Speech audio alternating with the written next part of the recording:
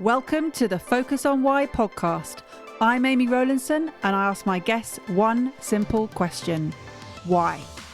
Focusing on the importance of why, I share with you the relatable, uplifting and inspiring conversations I have with people from all walks of life. This podcast will encourage you to focus on your why to enable and empower you to achieve the success you desire. Have a purpose, have a plan, focus on why.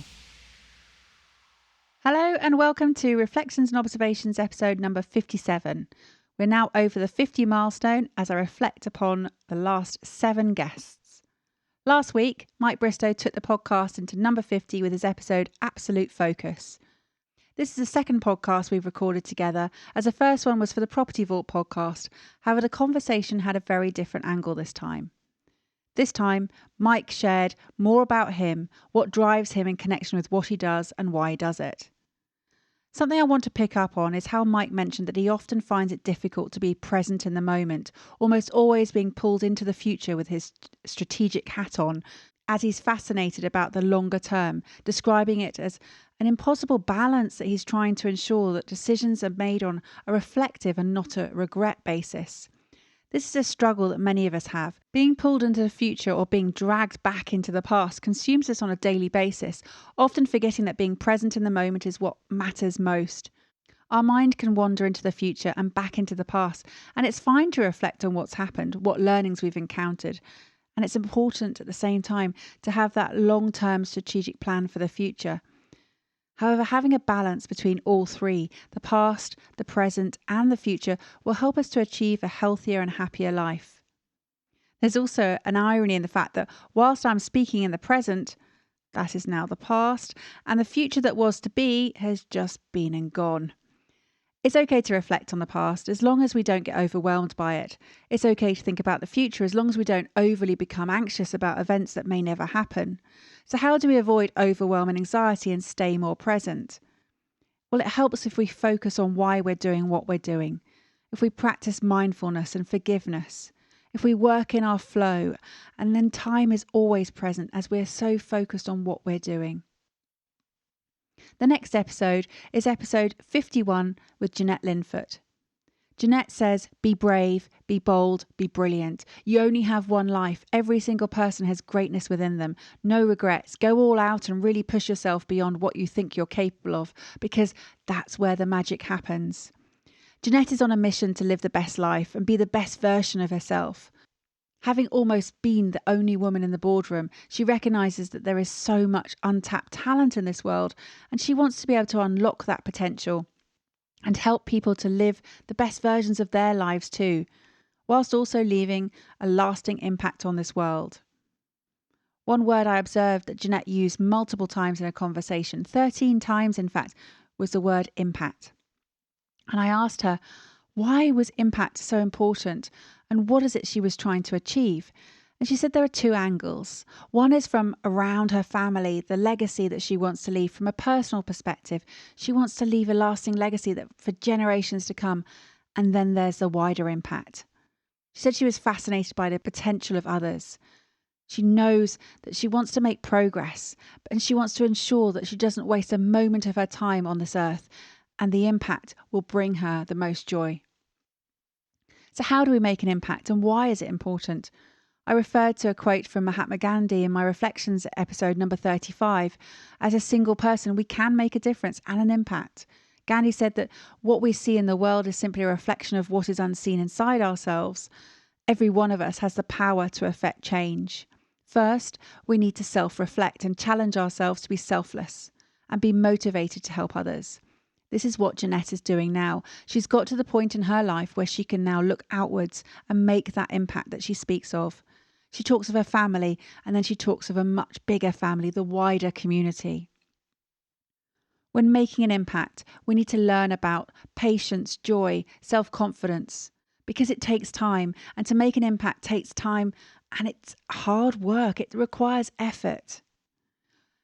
Everyone goes to the gym, and when we come back, we look in the mirror and there's no visible results right there and then. But we know that if we stick with it over time, we're going to get the results. It doesn't happen immediate. And this is the same with impact.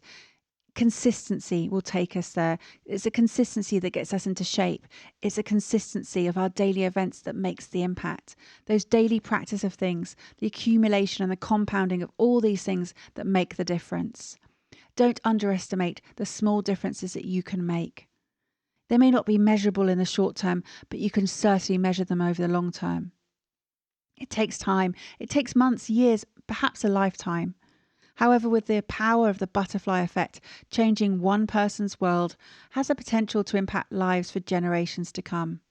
Jeannette has picked one goal, which means something very personal to her. She wants to use her mentoring experience. She wants to deploy her global network. She talks about the books and podcasts that have inspired her to do all of this. We are all unique, she says. We are so busy comparing ourselves to other people that we often forget that we can bring a different set of experiences, knowledge and perspectives to the world. This is what inspires Jeannette. Jeannette wants to empower and unlock this untapped potential by connecting and budging up brilliant female entrepreneurs in the Western world with those in the developing countries to make an impact on the ground. Again, it goes back to how many people we have the time to reach on a level that will make that true impact. Remember, I talked about the troop in the last Reflections episode. If we look after those people that we know, if we treat them well, if we're present for them and we care for them, in turn, they respect us and they will look after those they know and have the time to nurture and to love. We can't have meaningful relationships with everybody. So if we focus on that small group and have an impact on them, they in turn will have an impact of others.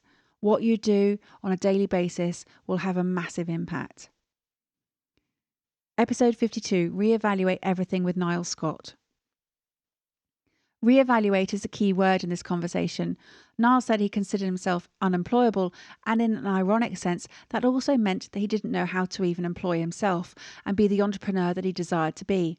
He didn't know what he wanted, but he just knew that he was not destined to work for others.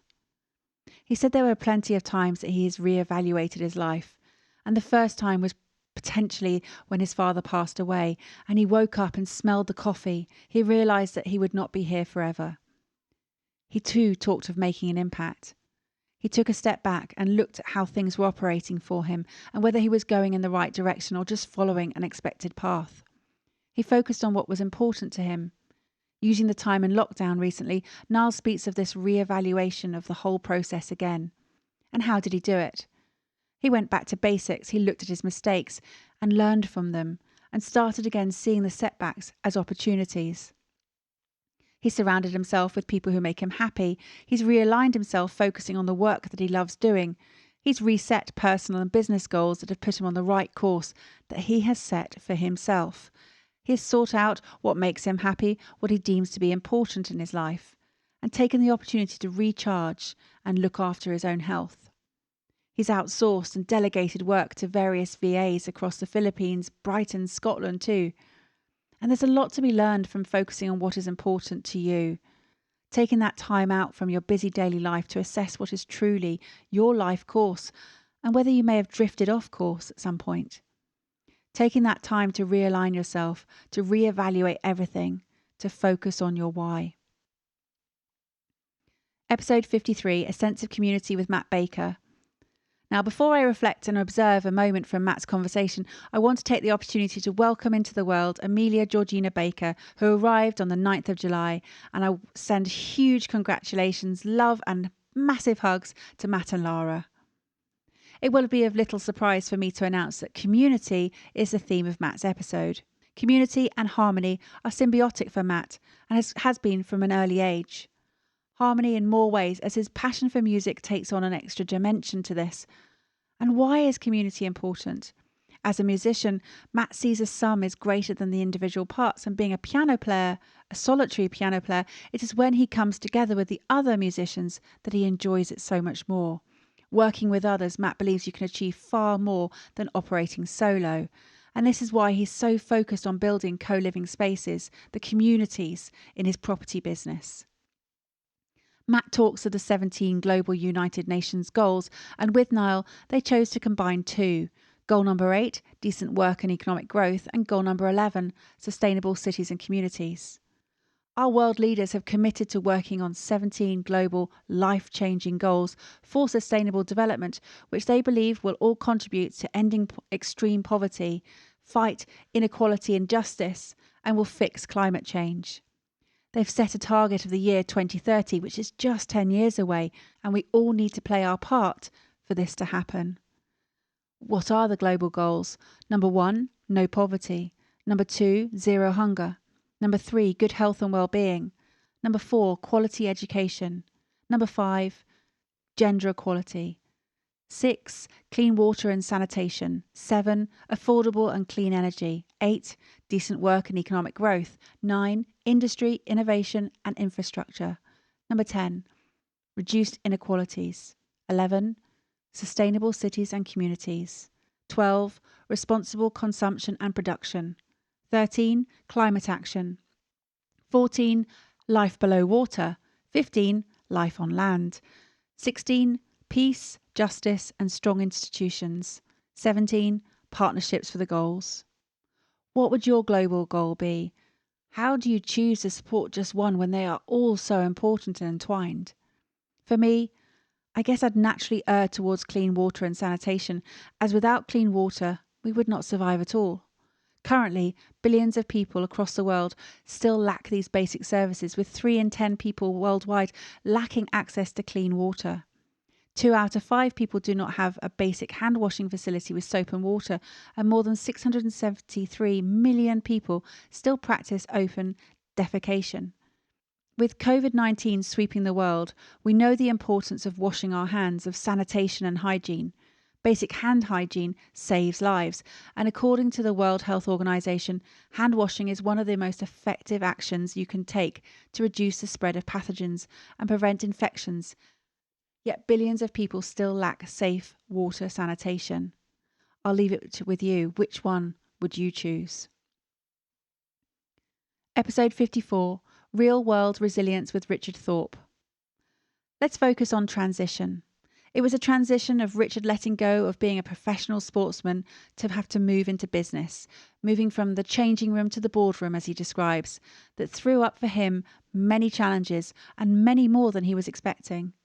Overnight, his purpose had been whipped away from him. What was his plan? What now?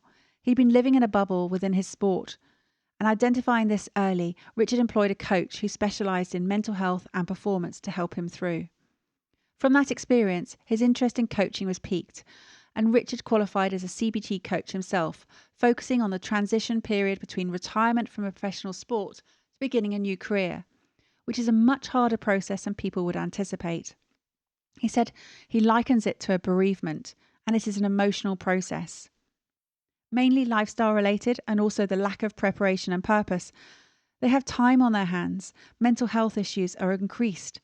The statistics that he references are shocking in terms of bankruptcy, depression, anxiety disorders, and suicide rates. Richard wants to help work with people to try to smooth that curve and help people through the process.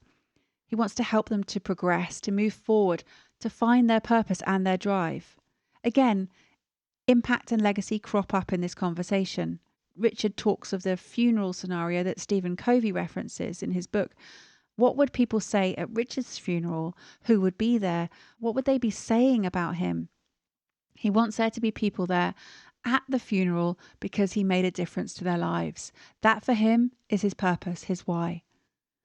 And a final reflection from Richard's episode was that he talked about how important it is to make mistakes, as that is likely because you're pushing your boundaries, which in turn means you're on target, or bang on target, as he said, and to keep going, moving outside of your comfort zone. And that is my one thing to do on my daily to-do list, which is leave my comfort zone. And this brings me nicely on to the next episode with Louise Reynolds, as she talks about pushing boundaries constantly. Episode 55, Common Sense Investment with Louise Reynolds. Louise says that she needs to push herself outside of her comfort zone to achieve things that she has not yet achieved, to make sure that the person she meets at the end is not her but someone different. She regularly seeks out discomfort, which uses a lot of nervous energy and exhausts her, but she knows she has to do this to progress as she used to hold herself back, and she refuses to do that anymore. She wants to break down the barriers by taking uncomfortable steps forward. So what is the science around this? You hear it all the time, get uncomfortable to get comfortable. But what does it actually mean? Well, your comfort zone is a space where you feel at ease, where you feel safe. It requires little or no effort. The irony is, though, that your comfort zone could be perceived as a dangerous space. Your brain avoids change, and staying in your comfort zone prevents you from progressing, from learning, from improving, from achieving, from making decisions that will affect change. Your comfort zone is a space, a behavioural space, where your activities and your behaviours fit a certain routine and a pattern, which is there to reduce and minimise levels of risk and stress. In your comfort zone, you are in a state of mental security. So why step out of this space? Why push those boundaries? Well, comfort kills productivity, they say, and pushing the boundaries means that we can achieve more, we can take on more risk and benefit from the rewards. If we embrace fear and anxiety and perform, if we learn new skills, if we acquire new knowledge, if we seek new experiences, then we grow, we solve problems, and we can overcome obstacles. Our zones move boundaries all the time, and every time we step outside of our existing comfort zone where we feel safe and in control, we move into the fear zone where we lack self-confidence, find excuses, and are easily influenced by other opinions. At this point, we have two choices. We can either step back into the comfort zone, or we can move forward into the learning zone. If we move forward, here we can deal with problems and challenges, we can acquire the new skills, and we can extend our comfort zone. And from here, we can again step forward into the growth zone. And that is where we find our purpose. That is where we conquer our objectives, where we can set our new goals, and where we can live our dreams. Outside the comfort zone is indeed where the magic happens. But how do we get there? Louise says, small steps forward. The changes, as I said earlier, they're not visible overnight, but over time you'll notice the compound effect and you will reap the benefits. Information and knowledge is power. The more you know and apply, the less daunting things will appear and less fearful you will be. Have a plan. Write down your goals and how you're going to achieve them, breaking them down into monthly, weekly and daily actions. Keep positive, keep pushing, keep expanding and seeking out challenges. Look for new challenges that you've never imagined you would or could achieve. I keep a journal and have done it for 1,325 days consecutively now. Why? Well, my journal shows me my comfort zone. It shows my fear zone, my learning zone and my growth zone.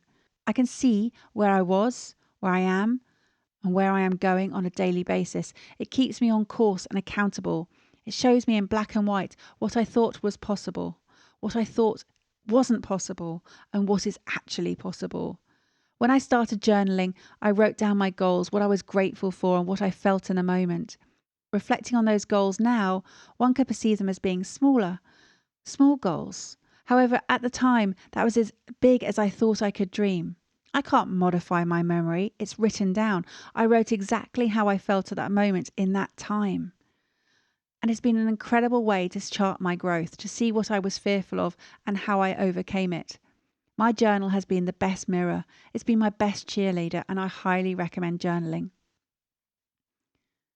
Episode 56, The Canary Concept with Melissa Curran. In this reflection, how could I not talk about canaries? Melissa's Canary concept is about improving mental health and well-being, combining the psychological aspects and emotional intelligence of leader characteristics with mental health awareness. She said canaries only sing in good environments and that they are there for the safety of others. I wanted to find out a bit more about what canaries do and how we've used canaries in our history. Now, canaries are not social birds. They lack the need to have interaction with other birds or humans, but that is not what Melissa is using the canary concept to reflect. Canaries were used in mines because they were good early detectors of carbon monoxide, because they were more vulnerable to airborne poisons.